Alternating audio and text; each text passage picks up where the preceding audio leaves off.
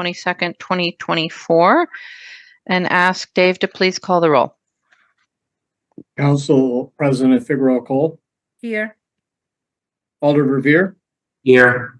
Alder Curry, Here. Alder Madison, Here. Alder Evers, Here. Alder Rummel is excused. Mary of quorum. Thank you. We have no general public comment, so are there any disclosures or recusals on today's agenda? Seeing none.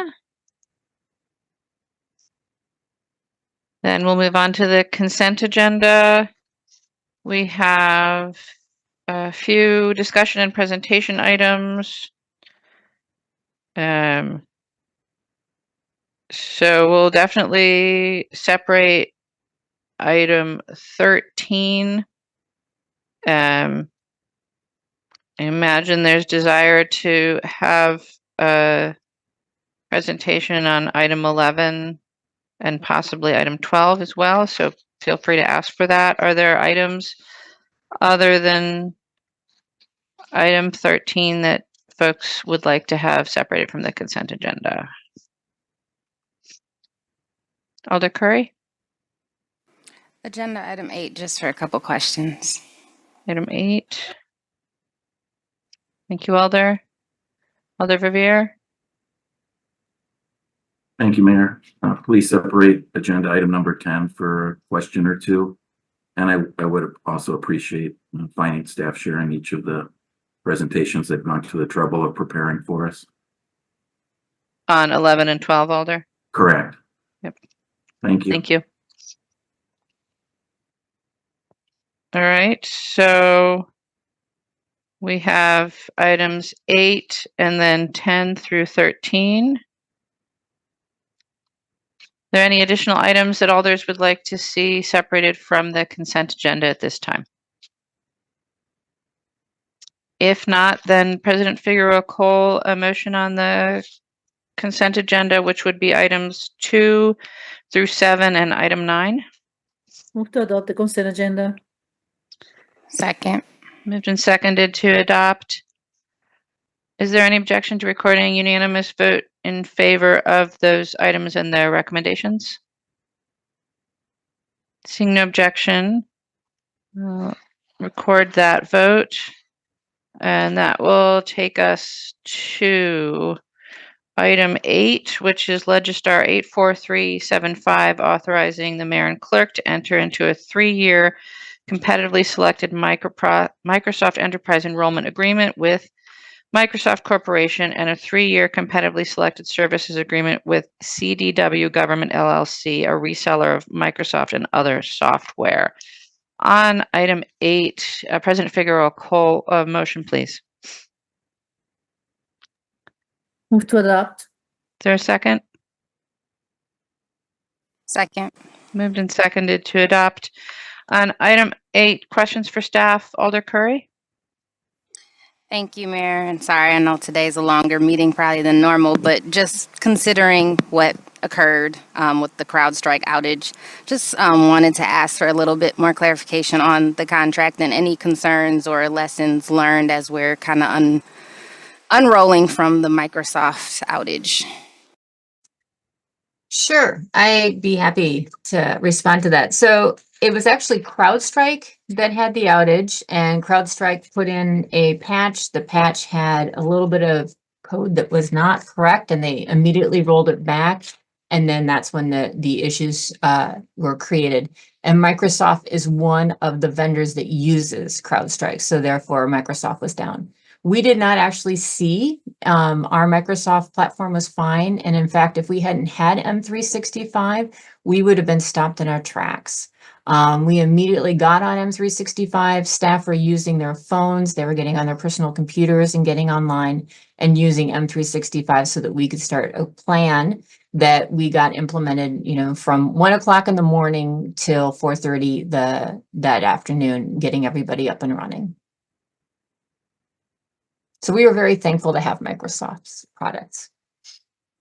Thank you, and my apologies. I CDW. I don't know about any of your work or world, but Yes. just wanted to add, considering the significant amount and personally speaking of the upgrades and improvements I've seen as an alder with using M365, I'm in support, but I just didn't see any files attached and wanted to get some clarification there. So thank you.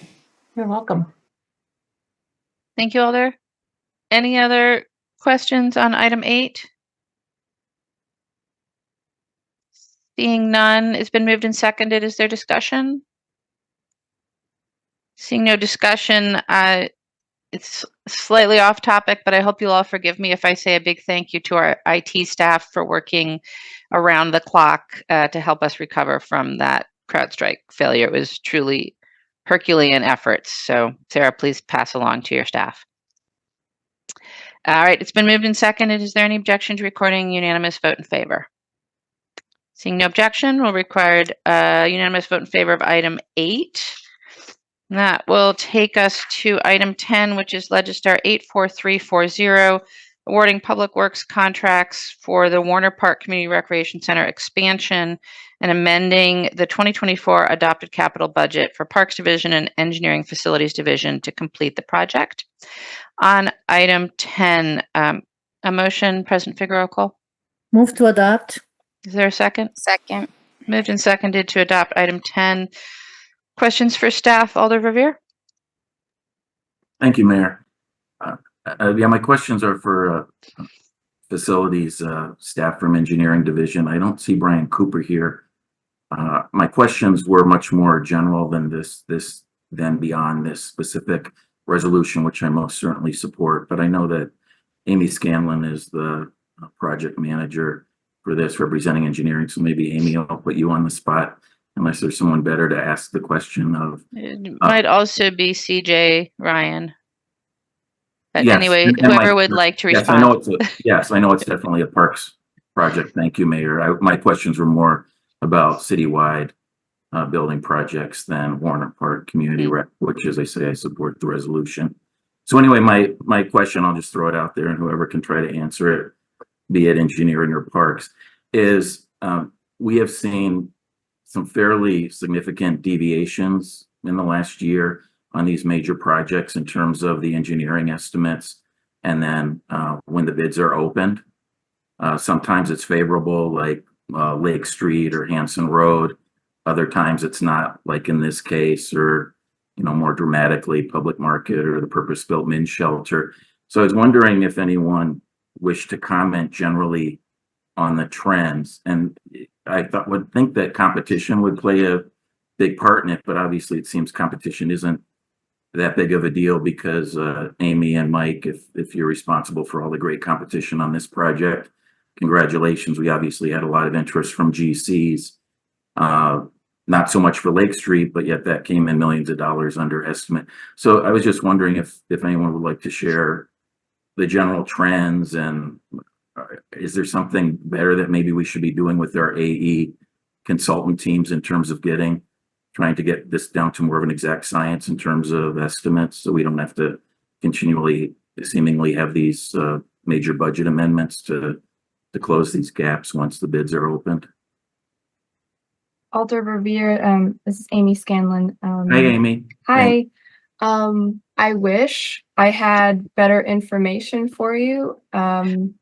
You've known me for a while, so you know my crystal ball isn't terribly clear on this matter. You're right. We've seen wild fluctuations in our recent bids, from being underbid to being overbid. The market with this one was highly competitive. We got 5 bids that were all very close to each other. So it seems with this one, the market is telling us that this is where this project should be coming in. I can't really speak to the other bids as I wasn't the project manager for them, but you're right. They were sometimes wildly over or wildly under. It's an odd time, and that doesn't answer your question at all, but it at least let you know that we're seeing the same thing. Yeah, thank you, Amy. And I already mentioned this, this will just be my other follow-up question, then to perhaps put a pin on something I think I asked a moment ago.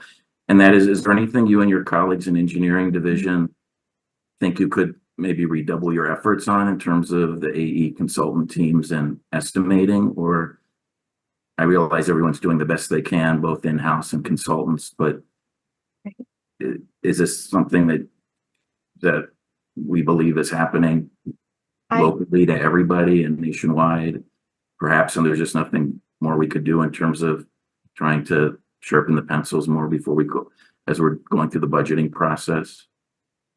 Right. I feel like with this one, with all of our recent bids, we've gotten a cost estimate, third-party cost estimate. And we feel like we're in line when we go out to bid between that cost estimate and our city engineering estimate. I'm sure there are always things we could tighten up with our AE teams, and we can certainly look into that. So yes, let me go back to the facilities group and try to see what kinds of things we could tighten. It's the best I can do for you tonight. I appreciate that. I appreciate you, and I appreciate that very much, Amy.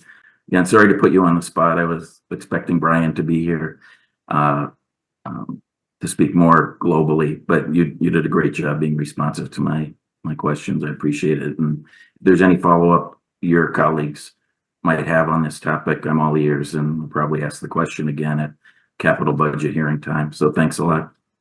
Thank you, Mayor. Thank you, Alder. Any other questions on item 10? If not, it's been moved and seconded. Is there any discussion? Seeing none, it's been moved and seconded. Is there any objection to recording unanimous vote in favor of item 10? Seeing no objection, we'll record that vote. That takes us to item 11, which is Legistar 84378, amending the 2024 adopted operating budget to transfer funds within agency budgets based on projected spending through the second quarter of 2024. Appropriate funds from the general fund unassigned balance, from the library unassigned balance, and amend the 2024 capital budget to transfer funds across projects and update funding sources. On item 11, why don't we get a motion just so I don't forget? President Figueroa Cole? Move to adopt. Second. Moved and seconded to adopt. Dave, I will hand it over to you for information, and then we'll take questions. Thank you, Mayor, committee members. Share my screen. Can everyone see that? Great. So, yeah, so what's before you is the mid-year appropriation resolution, and we'll run through how we arrived at some of the numbers there. Our agenda will be focusing on the general library fund with projections, some of the highlights within specific agencies, and then looking at some of the historical variances, give you a sense of, I think, the time of volatility that we're in right now and how it is settling down, impact on the fund balance, some highlights for the enterprise agencies, and then a quick review of the contents of the mid-year appropriation. So in the general library fund, when we're looking at general fund revenue, we're slightly under what was budgeted in terms of forecast revenues. But this does assume that we will not need the application of fund balance, which was about $9.2 million. So taking that out, we're roughly in line with the total revenues, including fund balance. So, and that's, as you'll see on the next slide, that's primarily due to interest income. Property taxes are in line. Agency revenues are pretty close to what's in the budget, but expenditures are below budget by about $6 million. So total without the fund balance is about $5.6 million to the good. Interest revenues are about 8.7 million above budget. We had budgeted 6 million based on the continued high interest rates relative to historical levels. We're projecting a little under $14 million, which is assuming a 4% basically interest rate on the city's investments throughout the rest of throughout 2024. So we will not need the 9.2 million from fund balance. We're also projecting parking violation revenues are about $1 million above budget, which is significant. Some of that's due to the towing fee increase, which will be transferred to the parking utility. That transfer has not yet been realized, as well as full staffing for the parking enforcement team. Turning to expenditures, we continue to see additional salary savings. The time to hire is about 80 days right now. So in that churning of an incumbent leaves a position till the time it's filled again, that takes nearly 3 months. And so that's generating some savings. We are seeing normal turnover, and that's that hiring period plus new positions that were included in the 2024 budget. There's time to fill those. That's generating savings. And then some agencies are taking action to delay filling vacant positions. Some of that's to meet salary savings this year or budget efficiency requirements. There's also been unsuccessful recruitments. That'll add to the savings. And then retirements, meaning we may have budgeted a position for somebody who's been in the job for many years. They retire during 2024, is filled with a new employee who makes less salary than the original incumbent or the previous incumbent. That's also generating some savings. This gives you a sense of vacancy rates, average monthly through the first 5 months of this year. You can see it varies considerably. Some of the smaller agencies, such as the Common Council, Human Resources, Municipal Court, aren't seeing any turnover. Finance, with about 50 staff, a very low level of turnover. Whereas some of the larger agencies, police seeing 7%, fire 10%, streets 5%, which still isn't quite enough for streets in terms of their salary savings plus the 1% across the board, as an example. IT 11%. So you can see there's variation, and overall citywide about a 7% vacancy rate. So that is contributing considerably to the savings that we're seeing. So now we'll turn to agency by agency look. The fire department projected to be about $2.5 million over budget. Now about half of that is for retiree sick leave payouts. Those are budgeted. The funding for that is budgeted centrally. So fire would be supplemented for half of that. The other half, though, is really related to premium payouts, compensated absences, and overtime. Non-reimbursed overtime is projected to be over budget about $500,000, again, based on current projections.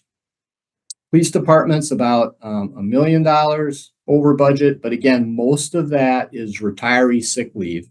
So the police department, we budget for supplementing that. They do have an increased salary savings rate, and the 1% that is being covered by the salary savings. You'll recall their turnover rate or their vacancy rate is relatively high. And then overtime is about a little under $300,000 over budget. The independent monitor under budget, again, due to salary savings. Turning to administration and general government, most agencies are projecting to be under budget, primarily due to salary savings.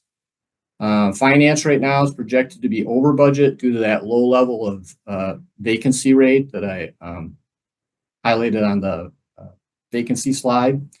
IT will be over budget, a little under $500,000. Part of that is due to increased software maintenance costs from contracts, and then also a decision made and actually included in the year-end appropriation for 2023 to provide funding for a consultant for the HR information management system. That funding was not spent in 2023. So in effect, this is sort of a carryover from 2023 and the need for an appropriation to meet that project cost. Mayor and municipal court are under budget. In planning and development, all the agencies are under budget. Again, most of that is due to salary savings or some costs for supplies and purchase services below budget. The library, again, salary savings, they'll meet their budget based on current projections. In engineering, they will be under budget. Streets will be over budget. Again, they're not having the rate of turnover of vacancies in order to cover the salary savings rate, which I think is 4% for them, and then the budget efficiencies, which is another 1%. Parks under budget due to salary savings, and then they do have some overage, meaning spending more than budget in purchase services, but that's offset by the salary savings. Transportation, traffic engineering, both under budget due to salary savings. I mentioned historical budget variances. This just gives you a sense of how we've varied in terms of actual expenditures to budgeted expenditures, same with revenues and then total budget. You see we've had some volatility in past years, and that volatility has increased in recent years because of the effects of the pandemic, how that affects the overall economy, outside funding, the tremendous amount of federal money the cities receive and how that's affected the budget as well. But you can see that the trend is downward towards sort of historical averages in terms of expenditures and revenue variance and then the overall budget variance.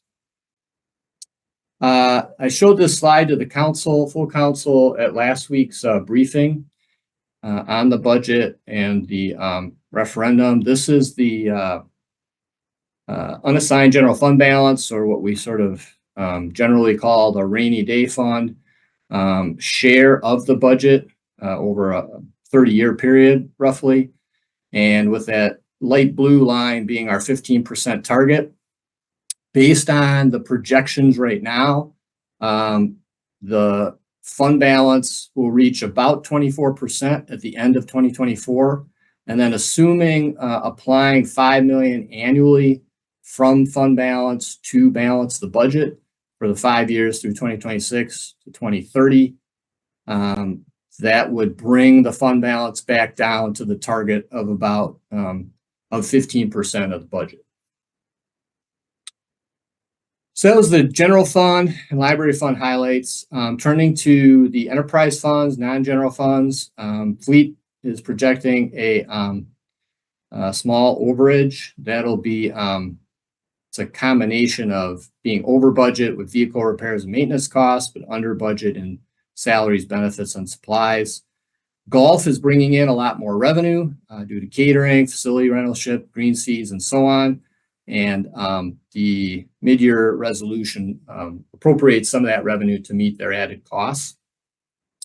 Metro right now is projecting about a $500,000 shortfall, primarily due to overtime. Metro is taking some action and is hopeful to drive that overtime number down in order to be in balance. Monona Terrace is at budget.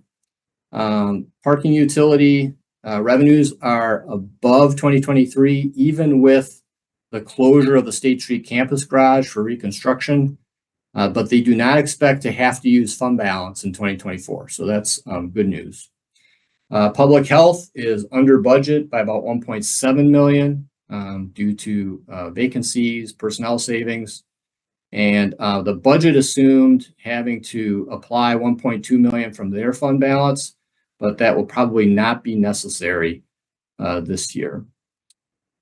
Sewer projecting revenues below budget. They are looking at seasonal trends to see how that might change throughout the year. So that 2.8 million may not end up being the case by year end.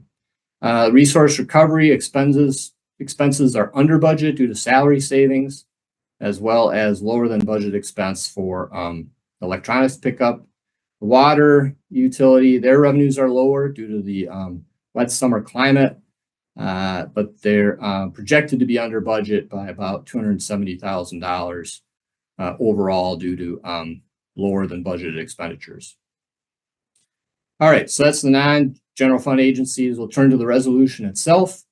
First of all, carry forward encumbrances. Each year we budget for carry forward encumbrances and then look at what actually has to be done. So there's about $245,000 of encumbrances, basically appropriation authority that needs to be carried forward to cover contracts that have been put into place. About $400,000 was budgeted. Library fund, they'll apply fund balance to cover their $33,000, as well as public health, which has about $1 million of carry forward encumbrances.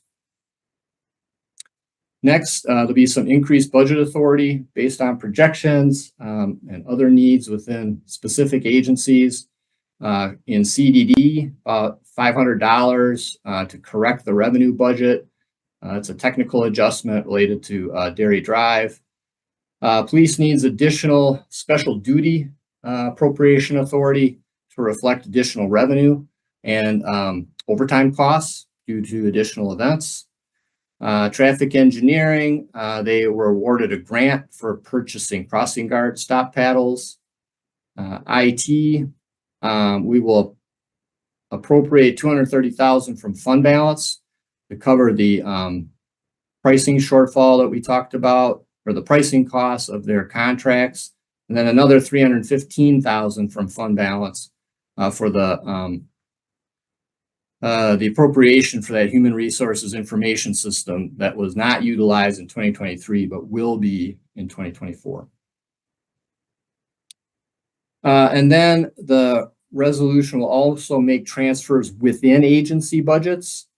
So the assessor's office, again, from salaries to supplies and purchase services for laptop needs and membership dues. The clerk's office to cover election card storage costs and equipment transportation costs.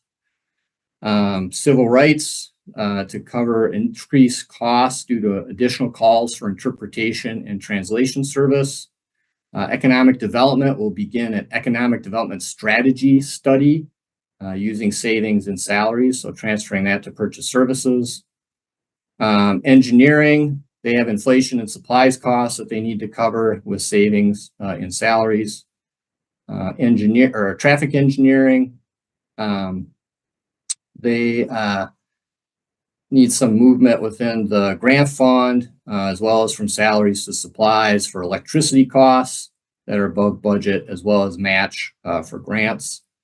And then in IT, $100,000 again to cover software maintenance costs. So within their budget, transferring $100,000 from salary line to purchase services for the additional contract costs for software. In other funds, grant fund for police, additional federal revenue for a grant they received. I talked about the golf enterprise, needing additional expenditure authority for concessions and so on. Landfill, they need to purchase generators, and then parking to cover the initial debt service payment on debt issued for the State Street Campus Garage project. In other funds, Community Development Loan Fund, a transfer there for various Town of Madison loan repayments that the city took over. So about $49,000 there.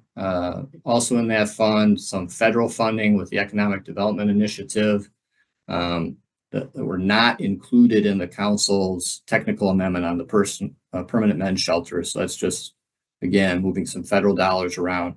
And then fleet, moving some money to cover their purchase services shortfalls.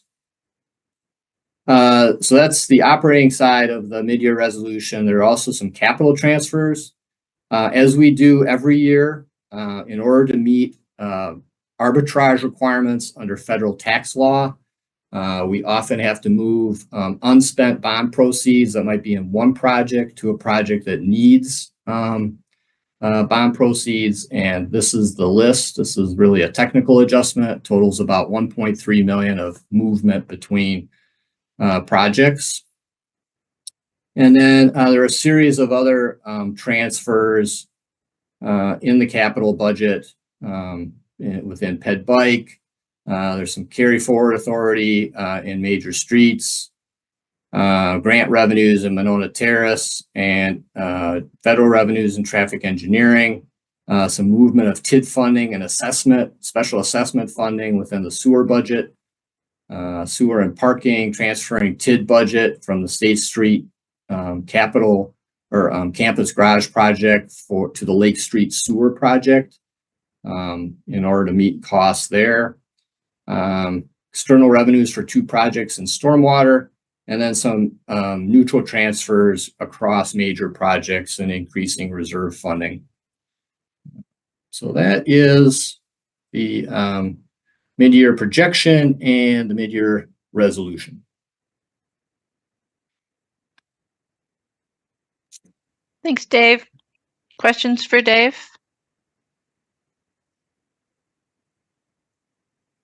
Alder Revere? Thank you, Mayor, and thank you, Dave. That was a very interesting presentation, and particularly all the information that's not contained in the mid-year resolution. Just a few questions, and we obviously have the benefit of several agency heads here that I might ask a question or two of rather than putting you on the spot.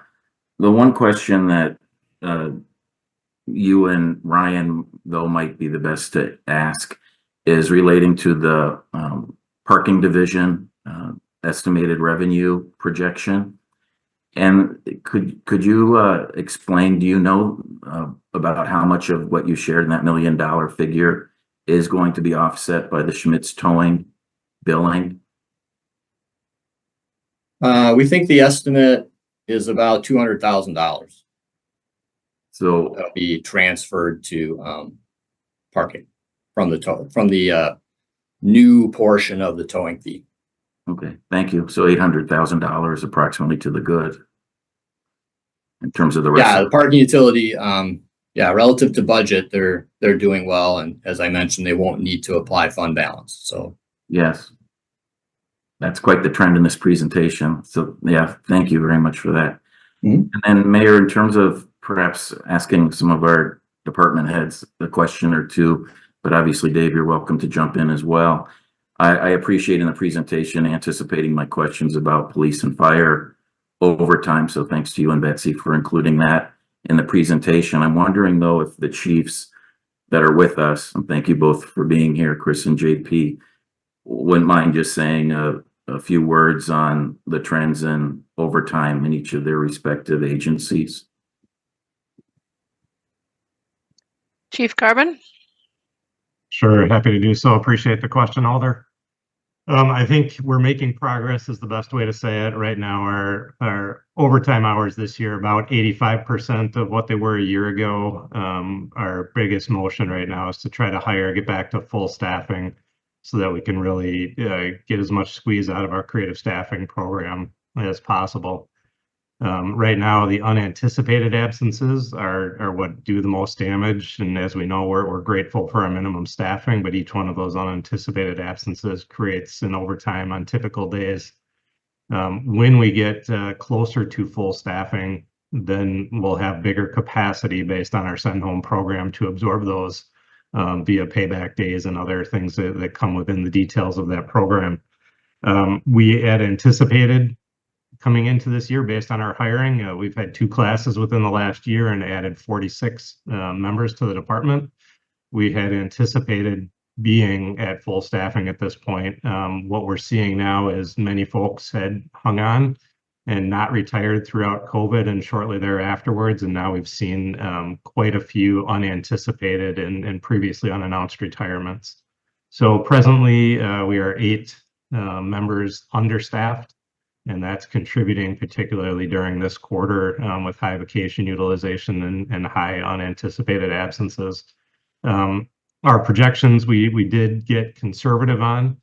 We think we'll probably end up reasonably about $500,000 better than our projections at this point. But of course, I don't want to get too confident too early.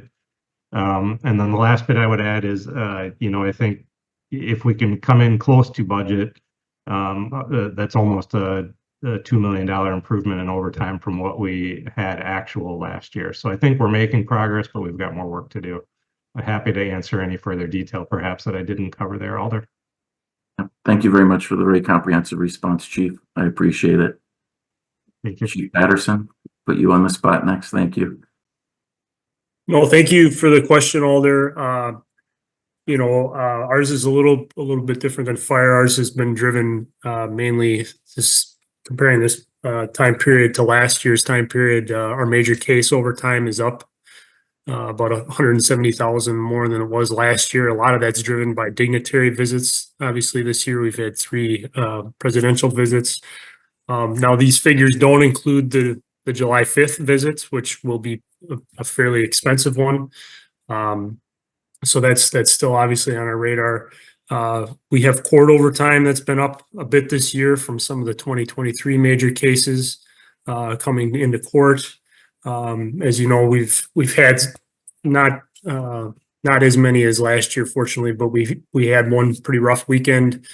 So the aggregate of the attempted homicides and homicides that we have had are in the realm of 102,000 this year. So a lot of major case activity. It's about 40% of what we're short currently, and we've seen some trends in the convert to pay as well, Alder. So those are up a little bit. I think around 50,000. And obviously citywide events have had an impact as well. So our Mifflin staffing was also up about 20% from last year, 19 or 20%. So ready to take any questions you may have as a follow-up. I appreciate that. Thank you too for your comprehensive response, JP. I don't have anything further for you. So thanks very much. The last question I had, Mayor, I think just about overtime per se, was curious about Metro Transit. I don't see Justin here. I'm wondering, Tom Lynch or someone else or finance staff, could you speak a little more to the explanation of the Metro overtime issue? My understanding from Metro is that most of that's related to the contract with the Madison Metropolitan School District. All of that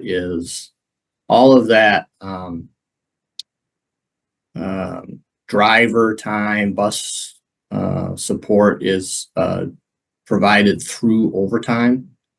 And so they continue to try to manage that and get the overtime down. They feel pretty confident they'll be able to get it down closer to budget by the end of the year.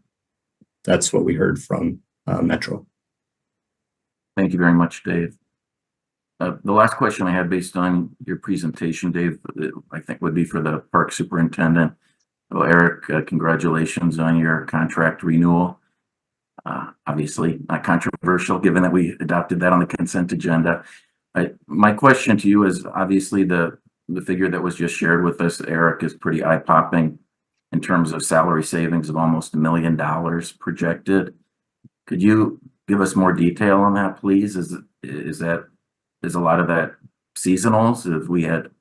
Are you having difficulty with your recruitment of both permanent and part-time employees, seasonals included? Or obviously looking for a greater explanation there. No, I appreciate the question, Alder Verveer, but it's a little bit of both of those things, or a lot of it, as we feel it on the floor, if you will. But also, I do want to highlight this, that some of that is we've done a scouring to make sure we're appropriately charging staff to capital as well. That's a little bit of the puzzle. But certainly, our level of permanent vacancies is at or near an all-time high in my tenure. We've had some struggles on recruitments, but that's a piece of it, and seasonals are a contributing factor as well. If I had to give you a guesstimate without a computer in front of me, which I do not have, I think it's probably 45% permanent staffing and delays and, and some gaps. We've had a couple of failed recruitments, probably 35% in the seasonal staffing levels, which did pick up towards the later part of the second quarter. So I don't know that we'll be quite that good in the very end, but we'll see. And then some of that is the continued allocation and focus on the capital budget stuff. And that's all work we do directly with our finance partners as well, because we have a pretty complex staffing model, as you well know. Thank you. Is your team tried to, with help of HR, try to employ some new tactics in terms of recruitment? In terms of trying to pull your emphasis on vacancies? Certainly, and I also want to highlight some of the timing here was the flow of the Public Works labor process, the creation of those positions, and then getting them on board was a focus that kind of delayed some of our PMWs and park workers. We're nearly now full in those areas, and I think we're now sitting at 7 vacancies, when in the first third of the year we were closer to 13. For PMWs or total? Across the system. So we were up right around, including like the LA vacancies. Yeah. We were at 12% earlier in the year at one point. We're now down to about 6%. Okay. I appreciate that update very much. Thanks, Eric. Congratulations again on the contract, and thanks for sticking with us. Thank you, Mayor. I'm complete. Thank you, Alder. Any other questions on item 11 for staff? Alder Evers? Thanks, Mayor. I may have missed this in questions that were previously asked, but I seem to recall that Dave, you saying something that fund balance would not be, the thought was necessary, won't be used.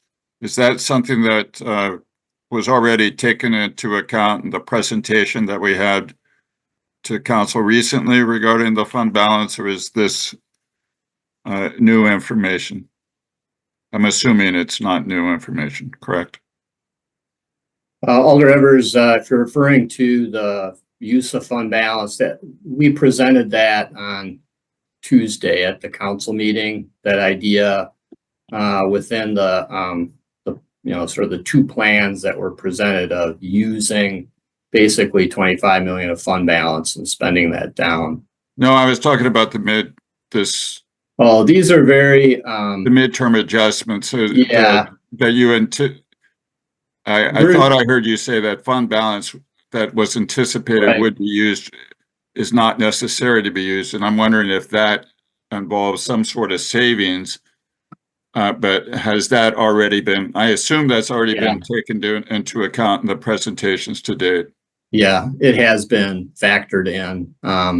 We're doing that, and we'll have to do it on a much greater scale in the year-end appropriation, basically appropriating fund balance to increase appropriation authority. Now, all of that will lapse back to the fund, but we will do it, and we've done it in prior years in order to sort of lift the authorized budget under the state expenditure restraint program, which is now called the Expenditure Restraint Incentive Program, or ERIP, under the recent state law changes.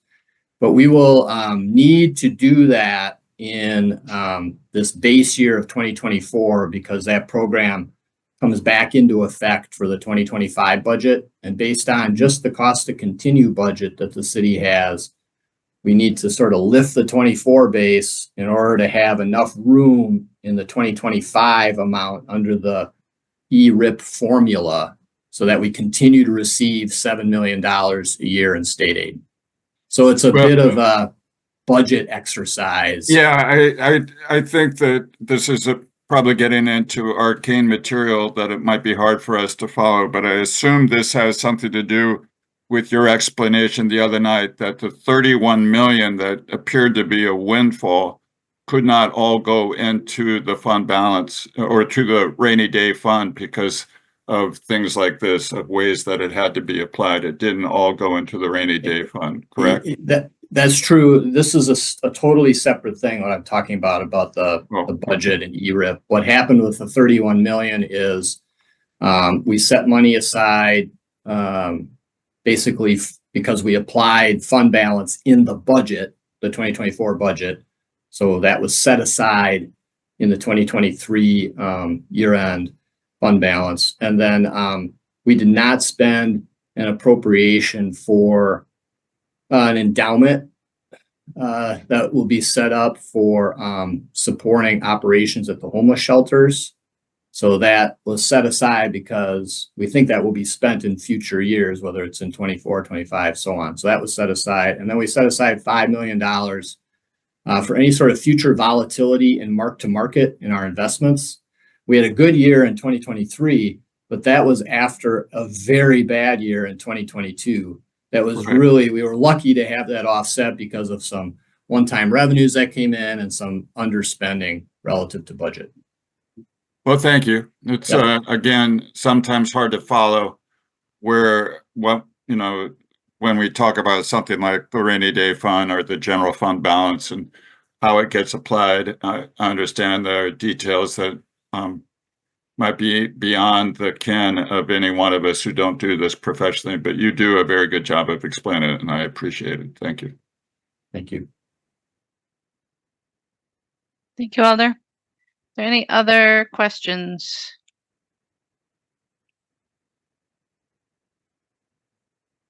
Right, seeing none, then item 11 has been moved and seconded. Is there discussion? Seeing no discussion, it's been moved and seconded. Is there any objection to recording a unanimous vote in favor? Seeing no objection, we'll record a unanimous vote in favor of item 11. Will take us to item 12, which is Legistar 84360 by title only, authorizing the issuance and establishing the parameters for the sale of general obligation promissory notes. President Figueroa Cole, a motion, please. Move to adopt. Is there a second? Moved and seconded to adopt item 12. Dave? Thank you, Mayor.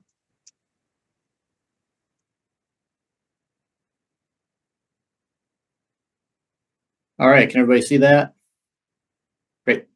So this is the GO, or general obligation borrowing, for 2024. And first of all, just again, a quick reminder, general obligation, either tax exempt or taxable promissory notes are sold by the city, either in 10-year or 20-year maturities. We often call that debt or borrowing. And we use that to finance projects that are in the 2024 adopted capital budget. You may notice that this 20-year promissory note, we've never had that before. We're allowed to do that now under a recent change to state law.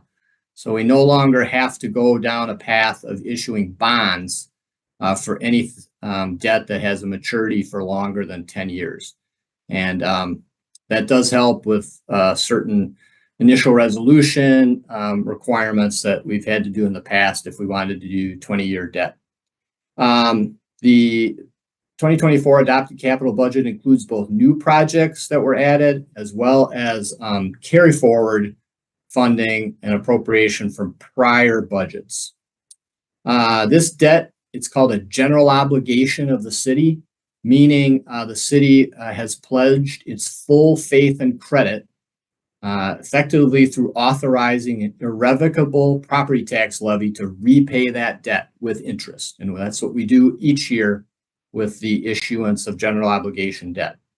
So the property tax levy that will be used to repay that debt will first be included in the 2024 property taxes. So those will be the ones levied this coming December that are due in 2025.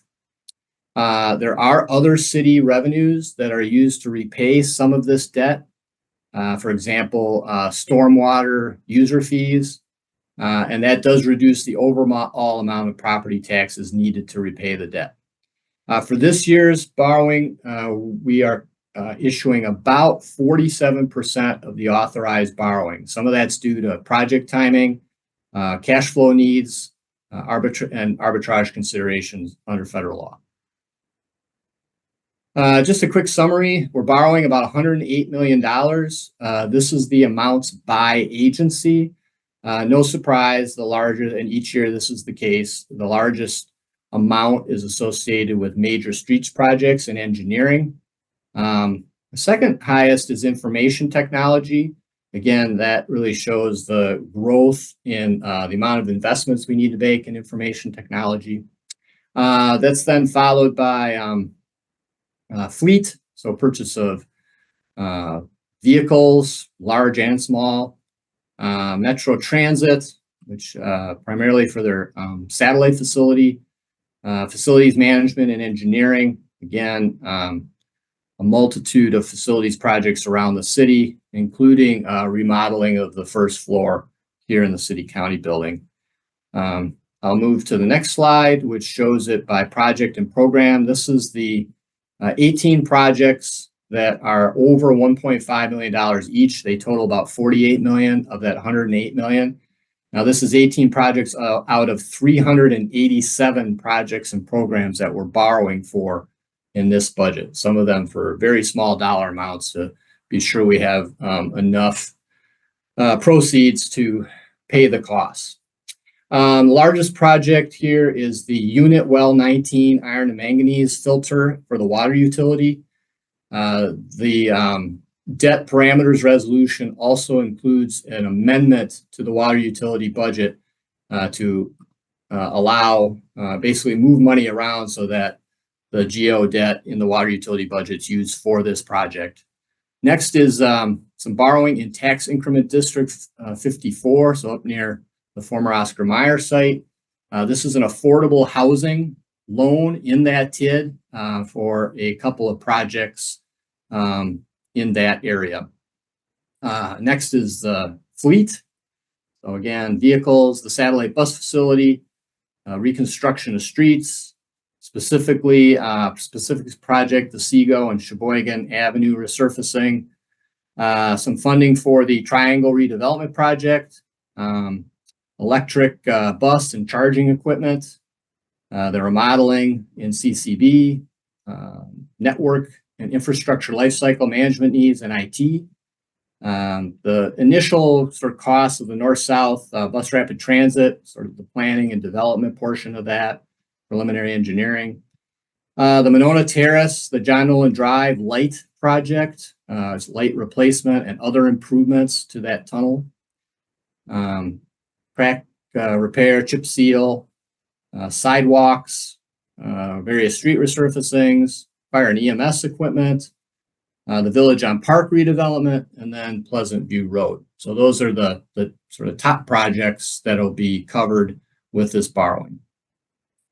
We're borrowing about 47% of the authorized level. Total authorized with both new and carryover is close to 350 million, and we're borrowing about 108 million total. Now, I will say back to this, this resolution will authorize 108 million. We've already borrowed this year 28.5 million for the State Lake Street garage project. So combined, borrowing about $137 million. This gives you a sense of the interest rates on the city's debt. The bar that's labeled 2024A, that was the interest rate we got on those the debt issued for the State Street campus garage project. And we project that the interest rate on the debt that we'll issue with this authorization will be about that amount. But you can see that well below where we were in 1988, but well above what we were during those sort of two pandemic years of 2020 and 2021. This is what the debt service will look like after issuing this debt. And the blue portion of each of these columns is our existing debt service on already issued debt. The red portion of the bar is the added debt service from this issuance. All right, so now that's a little bit of background on what we're borrowing. What's before you this evening is a resolution, what we call a parameters resolution.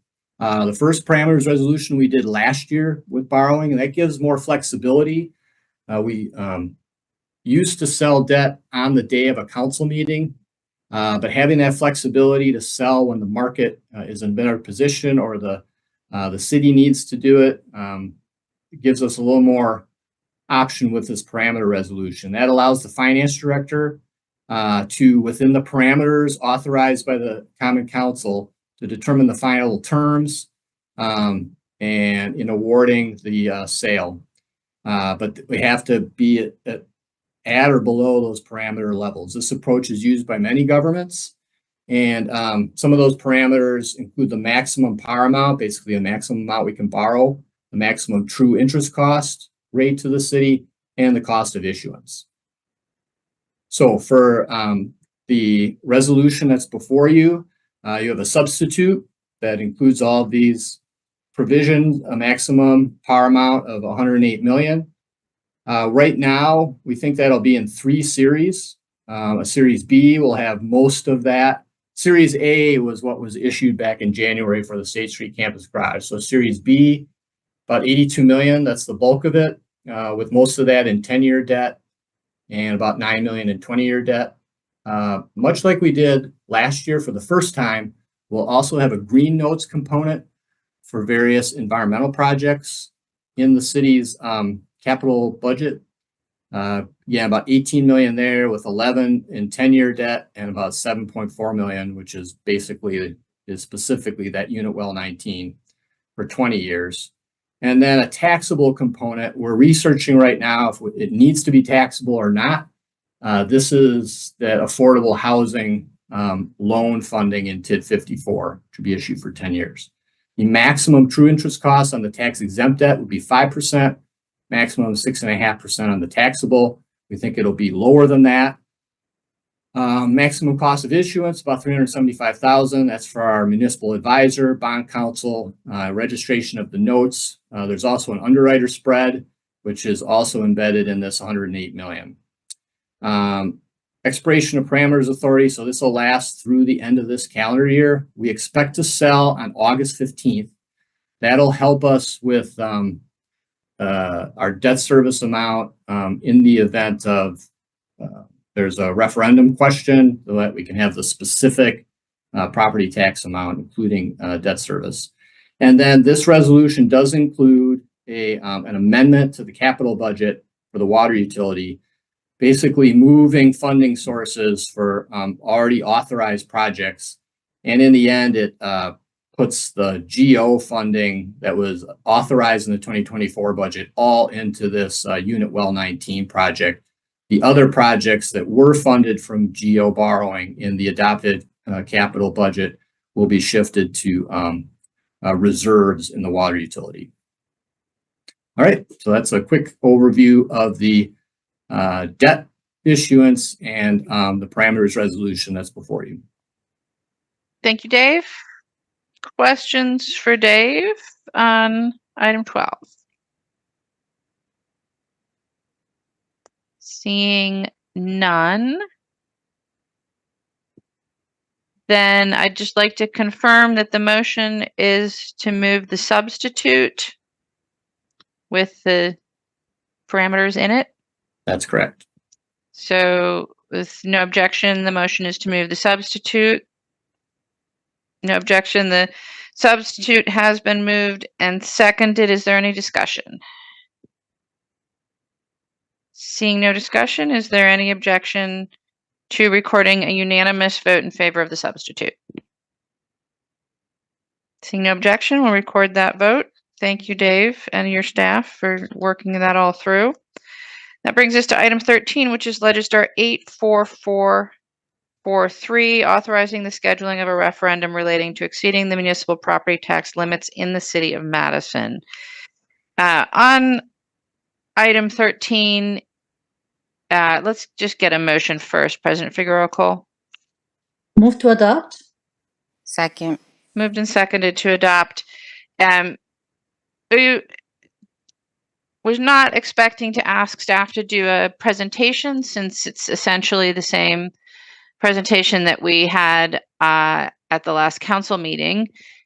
but wanted to have an opportunity for folks, if you have additional questions, both on the specific question of the referendum and the more broad question of the longer term plans, and then the opportunity for discussion as well, if that's so desired. So on item 13, are there questions for staff?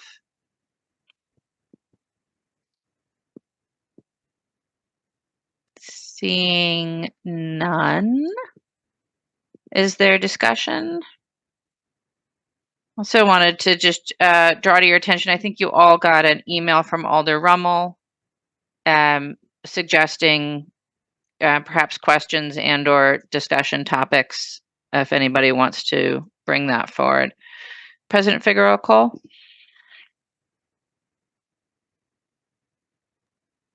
Since we already discussed this at the last meeting, I just think it would be good to remind people what the process is going to be on regard of this item.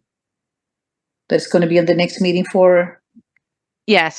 input, and then the special meeting. Someone can just bring that summary back up, please.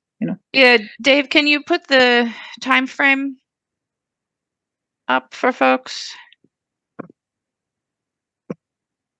While Dave is doing that, I'll just remind us that so this is Finance Committee's opportunity for questions and discussion. And then on August 6th, we will specifically take public comment on the question of a referendum. And then it will be voted on August 20th, but please note that we are not expecting to take additional public comment on August 20th. That's a special meeting scheduled simply because we will not have the numbers from the Department of Revenue that we need on August 6th. And we expect to get them on the 15th. So on the 20th, we expect a substitute, which we would then discuss and vote on. So it would really encourage folks to share with your constituents that the chance to do public comment on this is on August 6th. And then you can see the rest of the time frame going forward. President Figueroa Cole, anything additional? Not at this time, thank you. Right, thank you. Alder Evers? Regarding Alder Rummel's idea, suggesting this somewhat different approach, actually increasing the ask on the referendum and using that to offsetting that by essentially buying down two of the fees that are charged. I think the resource recovery fee and the urban forestry fee. I wonder if staff would like to comment on it. Perhaps Dave could start. Dave? Certainly. So just a reminder to everyone on the special charges. We have two of them. One is for urban forestry activities, and the other is for resource recovery activities. So basically recycling. The total amount collected from both, the total is $10 million each year. The amount that is on the municipal services bill for both of them is about $132, so about $11 per month. Does that help? Well, yes, that helps, but I wonder if we could get, I don't know if it's discussion or if, even staff's reaction to this idea. Is this something that's feasible, and is it worth pursuing and discussing this notion of actually going to the voters with a higher amount than the 22 million, which is currently on the table, the offset, the benefit to taxpayers is that while some residents who pay property taxes would have an increase in their property taxes, everybody who receives that municipal services bill would have an $11 reduction. Thoughts about that? Do you have any thoughts, or is this something for us to puzzle out among ourselves? I think although it's really a policy question of whether you want to collect the revenue through the municipal bill or through the property tax. But Dave, perhaps one thing that would be useful just to inform the conversation is a reminder on the differences in who gets a municipal bill versus who pays property tax. Sure. So all property owners receive the municipal services bill, whether they are subject to property taxes or not. That includes nonprofit entities, governmental entities, including the city, pays those special charges. And the state does, university, hospitals that are not subject to property taxes, churches, so on. As opposed to the property tax where those groups don't pay property taxes on that. Now, the flip side of that is another element of that is the charge is pretty much flat. It may differ based on class of property, but it's basically a flat charge, whereas the property tax is a percentage of value. Now, value is not necessarily does not necessarily correlate with income. Folks could have a high value property and be on fixed income and things like that. So that's a consideration. If all of the special charge should be replaced, that's about $10 million. So, that's roughly an additional, 50% increase in what is currently being considered the 22 million, for example. So you'd increase that $20 a month to a little bit less than $30 a month, for example. But it would bring the $11 a month that's paid for on the municipal services bill for those charges down to zero, for example. Now, what that would do is possibly create more capacity. As the mayor talked about on Tuesday, this isn't a one-year issue. This is a multiple-year issue. And so we have to have other options in future years. And, that would present that as an option in terms of reinstating those special charges before moving to new special charges. So that's a consideration. So, I think it's sort of like a larger number. However, that's sort of judged from a policy perspective in the property tax via referendum, and a lower number in the special charges, and how that then plays out over sort of the long-term plan to maintain service levels. Well, thank you. Yes, it is a policy discussion that we'll need to have if this is an approach. I do note that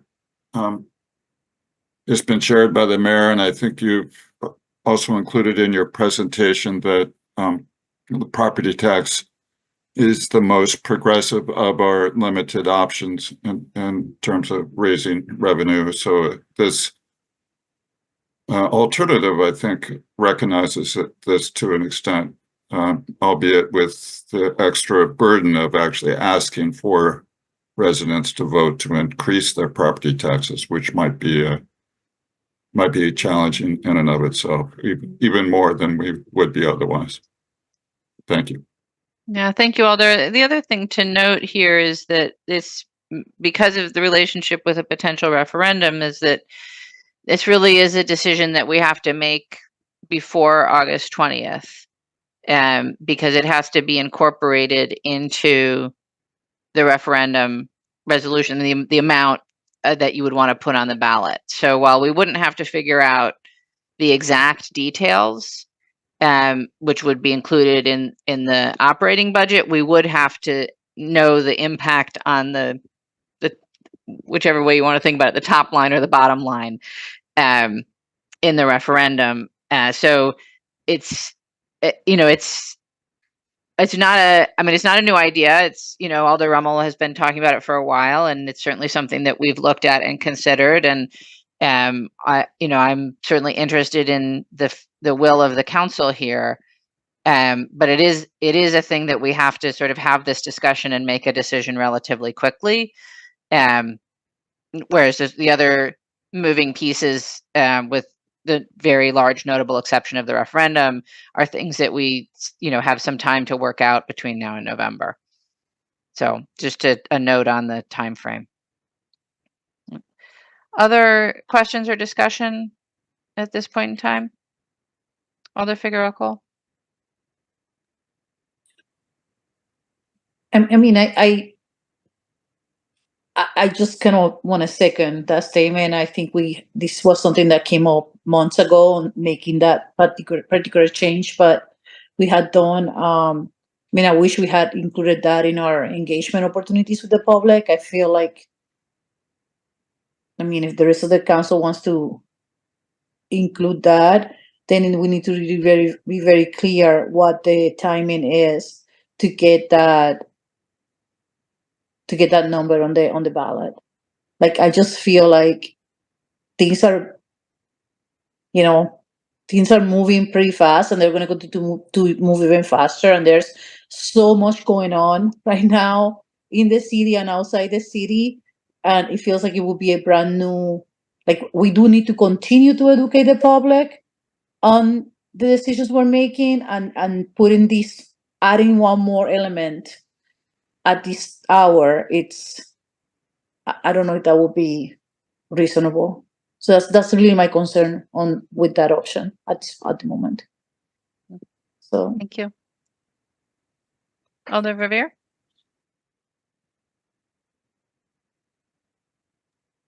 Thank you, Mayor.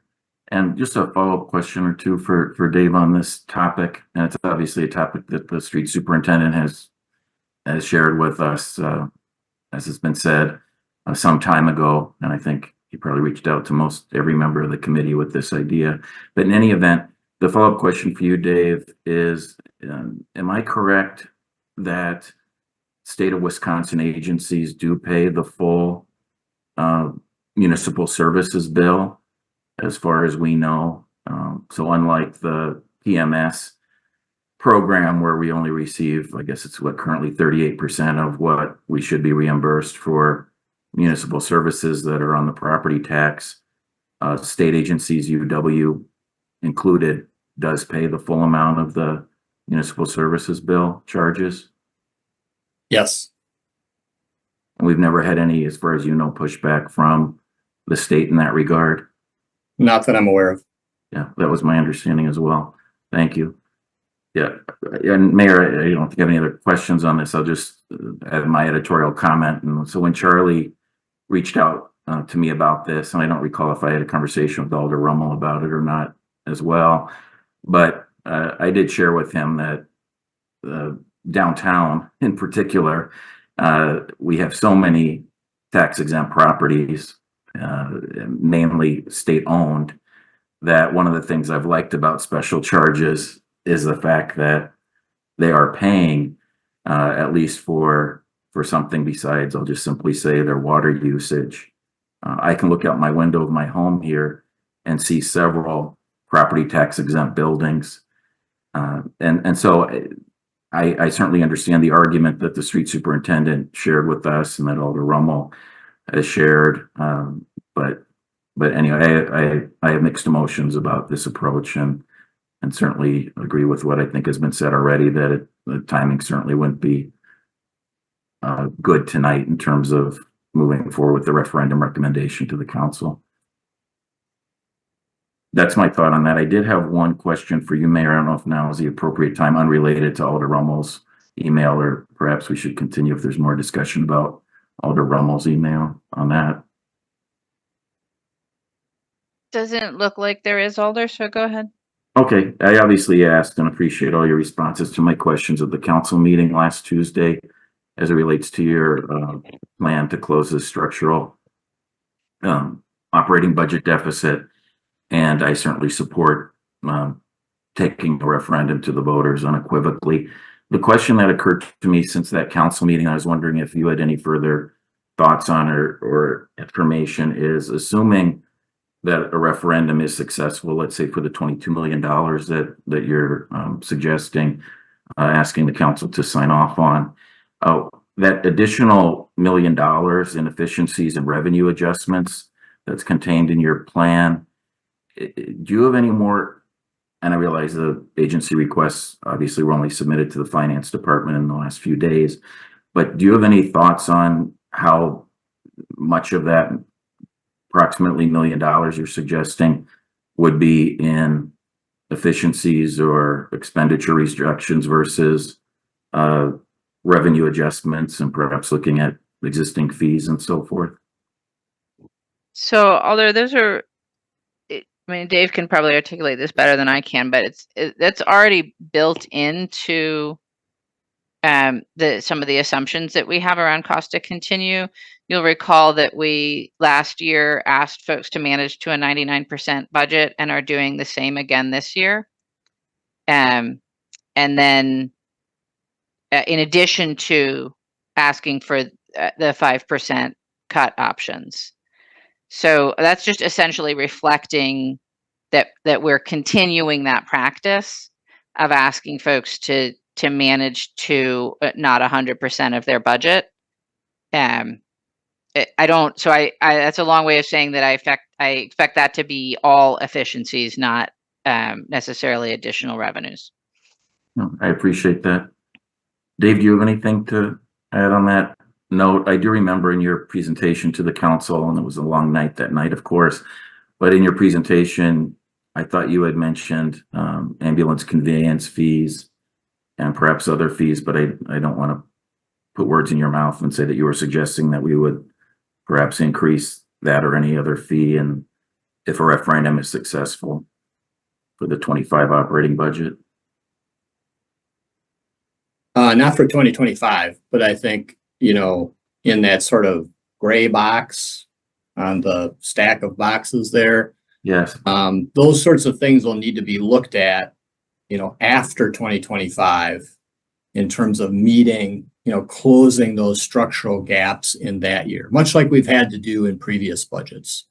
So we might have to look at increasing the ambulance fee in one or more of those subsequent years, or look at other possible fee revenue options, because we're going to face gaps every year, much like we have in the past. It's just in 2025, the magnitude of the gap, as we've talked about for many months now, is much larger than what we've faced in the past.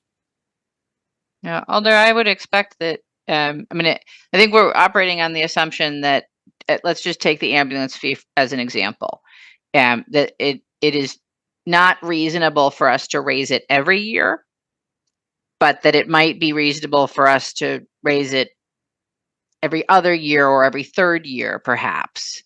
And so we're not detailing exactly, and similar for some of the other smaller fees. It's probably not reasonable to raise them every year, but it might be reasonable to raise them, every 2, 3, or 4 years. And so we wanted to reflect that there is something there, right? There is some revenue there, but exactly what it would be in any year, sort of depends on the timing of when we last raised that particular fee. Thank you. Yep. Thank you both for your responses. Yeah. Other questions or discussion on item 13? Seeing none, and item 13 has been moved and seconded. Is there any objection to recording a unanimous vote in favor? Seeing no objection, we'll record a unanimous vote in favor of item 13. That brings us to the end of our agenda. A motion to adjourn would be in order.